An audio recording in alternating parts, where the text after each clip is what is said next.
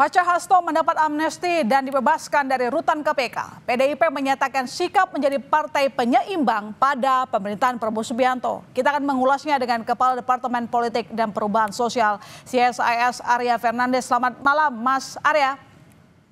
Selamat malam, Ilona. Apa Ya, kabar? luar biasa. Semoga Anda juga baik. Terima kasih telah bergabung di Kompas Malam. Mas, PDIP jadi penyeimbang. Analisis Anda, posisi clear PDIP seperti apa? Malu-malu dukung pemerintah atau gimana? Ya, memang ada dua opsi yang akan diambil ya setelah bebasnya Pak Hasto. Yang pertama, PDIP mendukung pemerintah tetapi tidak bergabung di kabinet. Mhm. Atau yang kedua, mendukung pemerintah tetapi bergabung di kabinet. Hmm. Nah, kalau kita dengar pidato Bu Mega tadi, sepertinya opsi pertama yang dipilih, yaitu mendukung pemerintah tetapi mungkin tidak akan bergabung di pemerintah. Tetapi Mendukung pemerintah tapi tidak bergabung di pemerintah. Jadi ini abu-abu posisi PDIP.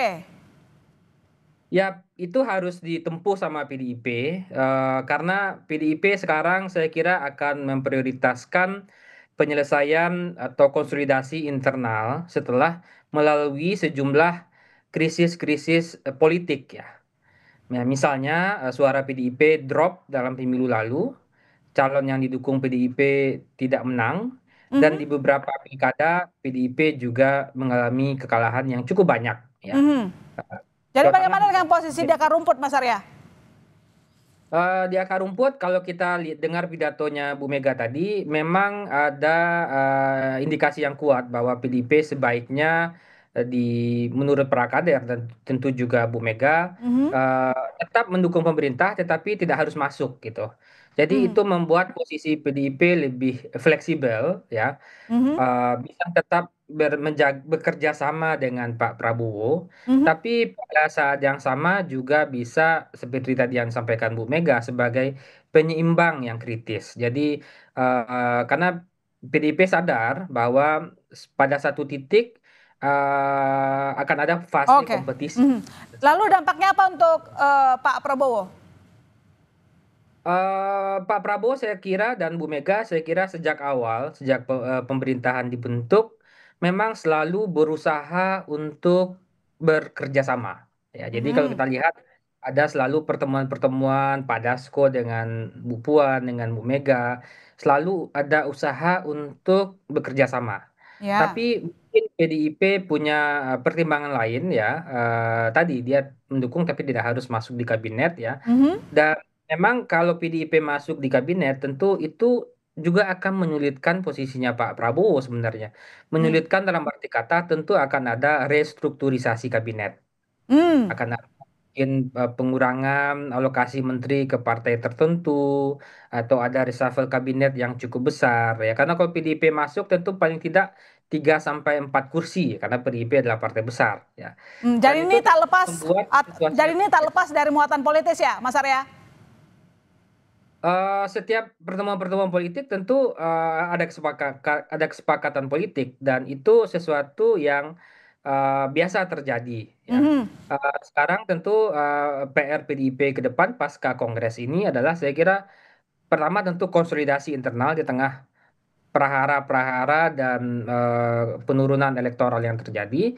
Dan yang kedua, saya kira prioritas kedua mungkin menurut saya juga adalah pelembagaan partai, penguatan akar rumput PDIP. Baru yang ketiga saya kira adalah menjaga hubungan baik dengan pemerintah ya. Oke. Lantas bagaimana nih Mas Arya, Prabowo menjaga hubungan baiknya dengan Jokowi? Apakah ini membuat Prabowo di posisi yang dilematis antara Jokowi dan juga Megawati?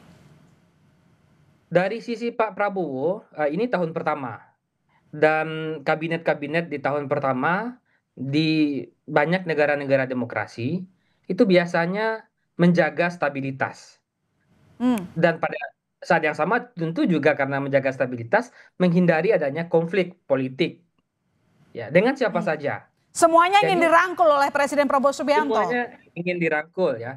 Tapi Karena apakah ini tidak tentu menyinggung seorang Jokowi? ya, bahkan even dengan Pak Jokowi sendiri, Pak Prabowo pasti juga akan merangkul juga. Jadi ini semacam Pak Prabowo memastikan atau menjaga hubungan ketika hubungannya dengan Bu Mega baik ya, meningkat, tapi pada saat yang sama presiden selalu punya cara juga, setiap presiden selalu juga punya cara bagaimana meningkatkan juga hubungan dengan Pak Jokowi. Ini seperti Hmm, menjaga hmm, keseimbangan politik antara hmm. blok PDIP di satu sisi atau Bu Mega dan blok Pak Jokowi di satu sisi.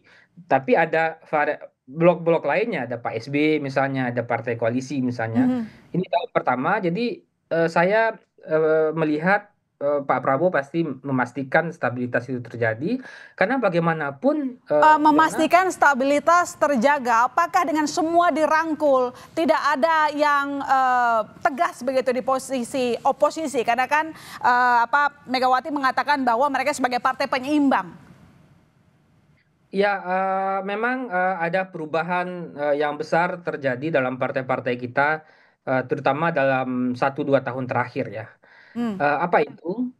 Saya melihat partai tidak bersedia secara terbuka untuk mendeklarasikan diri sebagai partai oposisi. Hmm. Mas Arya, kalau PDIP sebagai partai penyeimbang di tengah situasi yang sekarang, bukankah kita masih membutuhkan pemerintah itu butuh oposisi sebagai pengkritik begitu kan, sebagai meluruskan lagi sebuah kebijakan yang mungkin tidak menguntungkan semua rakyat. Siapa yang akan menjadi watchdog di pemerintahan? Ya, tentu sekarang kita berharap ya meskipun PDIP lebih memilih menggunakan diksi penyeimbang, ya Hmm? tentu kita berharap PDIP bisa memberikan pandangan-pandangan baru, pandangan-pandangan alternatif di sidang-sidang di DPR ya. Tentu juga partai-partai lain saya kira ya sebagai koalisi yang konstruktif juga gitu. Mhm. Tapi pada saat yang sama tentu saya kita juga berharap konsolidasi masyarakat sipil terjadi ya, media massa, universitas ya yang bisa juga menjadi salah satu kelompok kepentingan yang juga tentu berkepentingan untuk memastikan setiap kebijakan publik yang diambil itu orientasinya adalah untuk kesejahteraan masyarakat. Baik, terima kasih Mas Arya telah bergabung di Kompas Malam. Selamat malam Mas, sehat-sehat selalu.